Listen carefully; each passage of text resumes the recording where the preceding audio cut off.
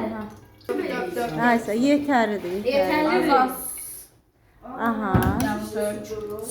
İndi hal-hazırda su ilə yağ qarışdırırsan elə. Aysa ol.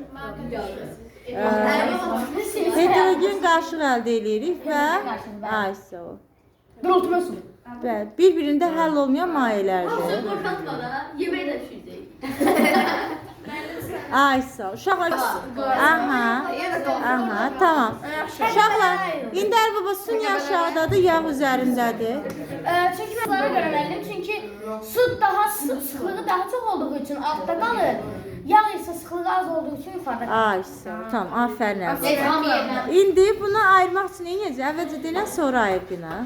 Ayırmaq üçün bunu açacağıq. Aha, sonra?